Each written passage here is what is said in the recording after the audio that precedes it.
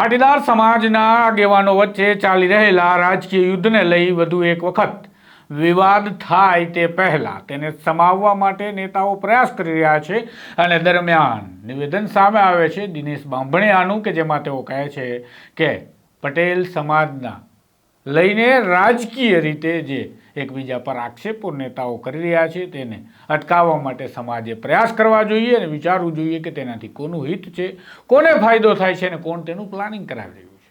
વિગતે વાત કરીએ દિનેશ બાંભણિયાના નિવેદન વિશે। વૈષ્ણવજન તો તેને કહીએ જે પીડ પરાઈ જાનાને રે। નમસ્કાર, હું છું આપની સાથે તુષાર બસિયા। નવજીવન ન્યૂઝમાં આપનું સ્વાગત છે। તાજેતરમાં જ જયેશ રાદડિયાના નિવેદન બાદ ફરીથી પાટીદાર સમાજનું આંતરિક કલહ ચર્ચામાં આવ્યો હતો અને તેને રાજકીય ચર્ચાને પણ સ્થાન આપ્યું હતું, કારણ કે તેમાં કહેવાયું હતું કે રાજકીય પ્રતિદ્વંદી બનવા માટે ઠનગની રહેલા સામાજિક આગેવાન પર જયેશ રાદડિયાના પ્રહાર હતા, પરંતુ જેમના પર પ્રહાર હતા એ સામાજિક આગેવાનને રાજકારણમાં આવવા માટે જયેશ રાદડિયાએ મંચ પરથી પણ લલકાર આપતા કહ્યું હતું કે આવો મેદાનમાં જો સારા હશો તો સમાજ સ્વીકારશે, પરંતુ આ વાતને વધારે હાઇલાઇટ નથી કરવામાં આવી। ત્યારે હવે વાત કરીએ પાટીદાર સમાજના આગેવાનોની કે જે આ મુદ્દાઓને સમાવવા માટે પ્રયાસ કરી રહ્યા છે। દિનેશ બાંભણિયાનું નિવેદન આવ્યું, આ એ જ દિનેશ બાંભણિયાની આપણે વાત કરી રહ્યા છીએ, જેઓ પાટીદાર અનામત આંદોલન સમયે હાર્દિક પટેલ સાથે જોડાયેલા હતા અને ચર્ચામાં આવ્યા અને ત્યારથી તેઓએ રાજકીય કેરિયર શરૂ કર્યું। રાજકીય કેરિયર શરૂ કરવા જતાં પહેલાં તેઓ પાછા વળી ગયા અને સામાજિક કેરિયર તરફ આગળ વધી ગયા અને હવે તેઓ સામાજિક કાર્યક્રમોમાં જઈ અને પોતાના મતો રજૂ કરતા હોય છે, તો કેટલીક સંસ્થાઓ સાથે તેઓ જોડાઈ પણ ગયા છે। માટે હવે તેઓ સામાજિક વાત કરી રહ્યા છે અને તેમણે કહ્યું કે પાટીદાર સમાજને લઈ રાજકીય મતભેદો ચાલી રહ્યા છે, તેમાં કોનું હિત છે, કોનો પ્લાન છે અને કોનો ફાયદો છે તે ચિંતાનો વિષય છે। તો આ બધું જ તેમણે જાહેરાત કરી અને સમાજને જાગૃત કરવો જોઈતો હતો, પરંતુ તેમણે કોની વચ્ચે વિવાદ થયો છે તેની વાત કરી, જેમાં તેમણે હાર્દિક પટેલ અને વરુણ પટેલ આરોપ એકબીજા પર કરે છે તેવું કહ્યું, પ્રશાંત કોરાટ જયેશ રાદડિયા સામે આરોપ કરે છે તેવું તેમણે કહ્યું, દિલીપ સંઘાણી સામે કૌશિક વેકરિયા અને નારણ કાછડિયા આરોપ કરે છે તેવું તેમણે કહ્યું અને તેમણે કહ્યું કે મને લાગે છે કે આવું બધું થવાથી મહેસાણા અને સુરતમાં વિવાદ વધુ ઉકળશે। તમે પહેલા આ દિનેશ બાંભણિયાનું નિવેદન સાંભળો, બાદમાં આપણે વિશ્લેષણ કરીએ। ગુજરાતમાં છેલ્લા ઘણા સમયથી પાટીદાર સમાજને લઈને જે રાજકીય મતભેદો ચાલી રહ્યા છે તેમાં કોનો હિત ચસવાયેલું છે, કોણ આનું પ્લાનિંગ કરી રહ્યું છે અને કોણ આનો ફાયદો લઈ રહ્યું છે તે સમાજ માટે એક ચિંતાનો વિષય છે।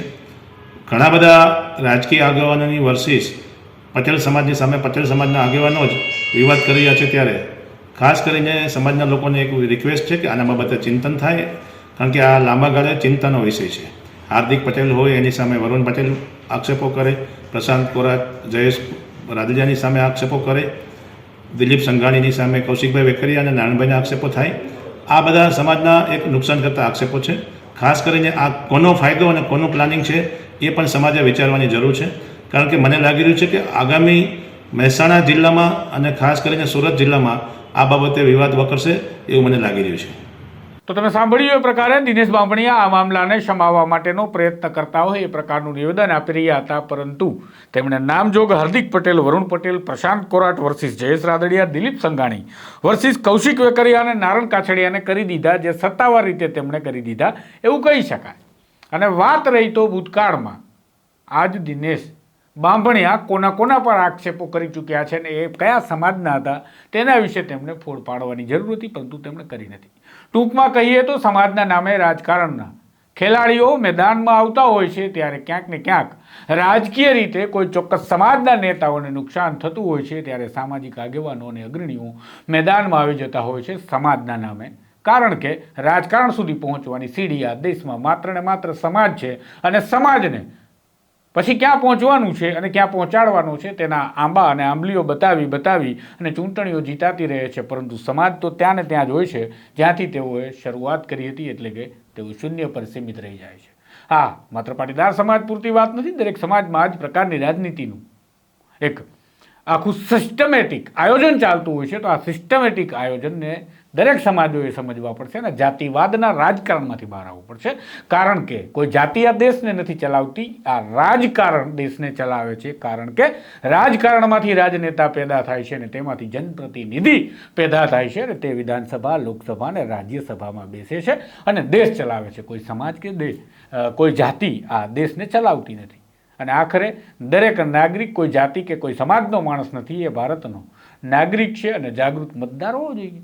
ખેર, આ બધું હવે કેમ અત્યારે જ યાદ આવે છે એ તો આગામી સમયમાં ખબર પડશે, પરંતુ આ બધું નોંધનીય તમારી ડાયરીમાં નોંધ કરીને રાખશો, જેથી આગામી સમીકરણોના એનાલિસિસ વખતે તમારે આ બાબતને પણ તેમાં જોડી શકાય. આ પ્રકારના અહેવાલ, વિગતવાર સમાચાર, પડદા પાછળની કહાની અને એ ઘણું બધું જે તમારા માટે છે પરંતુ તમને બતાવવામાં નથી આવતું, એ નવજીવન બતાવે છે. માટે આ તમારી નવજીવન ન્યૂઝની ચેનલને સબસ્ક્રાઇબ કરવાનું ભૂલતા નહીં. નમસ્કાર. વૈષ્ણવજન તો તેને કહીએ જે પીડ પરા